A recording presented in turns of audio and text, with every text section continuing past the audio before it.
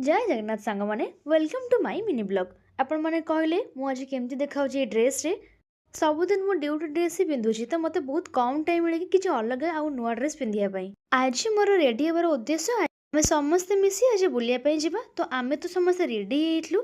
दीदी और भाई भी आसी खड़गपुर पहुंची गले आम घरे। तापर आमे समस्त मिसी बाहरी गलु। रास्ता आमको मिले आखुरस। समस्ते मिसी टिके आखुरस भी पी देइतलु। तापर आमे आसके पहुँची गले मो आई घरे कहीं आम सहित मो आई और मौसी भी जबार तो से आम गाड़ी नहीं आसलु। तापर पुणी थे सांग ही बाहरी गलु आगकू। तो फाइनाली एबे आमे समस्ते पहुँची गलु डगरा रे। देखंतु केते भीड़ केते गाड़ी कहीं ना तो पिकनिक समय चलची समस्ते पिकनिक ही जाउछंती।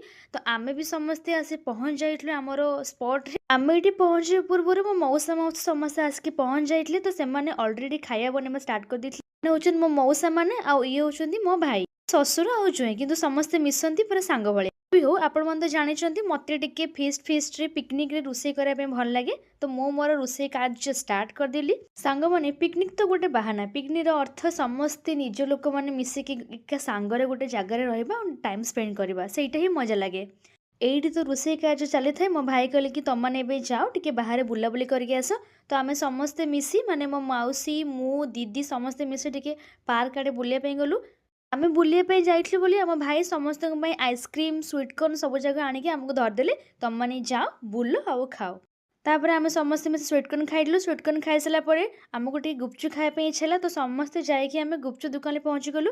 एटी बहुत ही भीड़ थी। सत कथा होला सांग माने मु केबे भी पिकनिक करे पे डगरा आसी नथली। एटा मोर फर्स्ट टाइम थिला। माने एमिति बुलिया पे बहुत थर आसी किंतु पिकनिक प्रपोजली केबे भी आसी नथली। तो आमर ये बुलाबुली सरला गुपचुप खिया भी सरला स्वीटकॉर्न खिया भी सरला। तापर आमे पुणी बाहरी गलु आमर जगह को माने जोटे रोषेईबास होउतला सेठी पहुँचला परे रोषेईबास सरी जाइतला।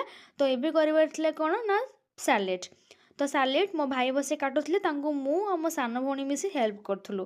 आपण मन तो जानिछंती मो भाई रो मोर भल पड़े ताहार भितर एटी सैलेड भी कटा हो आ आमर मस्ती भी चलीथिला। मस्ती भितर समय जे केतेले बीतीगला जणाई पड़लानी। एबे समस्त को भोक लगिगला। भोक लगिबारु मु समस्त को बाढ़ाबुड़ी करदेली कहीं मो मौसा मो भाई समस्त रोषेईबास करके थके जाइतले तो मु ही समस्त खाइबा बाड़ी देइतली। समस्ते खाइबा बसे जाइतले। आमे समस्त नॉनवेज माने कोन माने मटन समस्ते खांतिनी। तो आमे किछि थिले माछो खाइबा लोक आ किछि थिले मटन खाइबा लोक। तो मटन मानक पई आगे मो मटन भात सैलेड जहाँ जब इटले बाड़ी देली। तापर समस्त को दे सारा पर मु भी खाइबा बसी गली। देखि परथे मो प्लेट रे कोन थिला भात माछो सैलेड। खाइबार टाइम 4टा हो जाइतला। मते एते जोर से भोक लागितला कि मु काहाकु भी न चाहेंकी तळकु मुह करी खाई चलछि। मते देखिकी आपण माने जानि परथिबे कि मु केते भोकिला थिले। एक्चुअली सत्तरे मते बहुत जोर से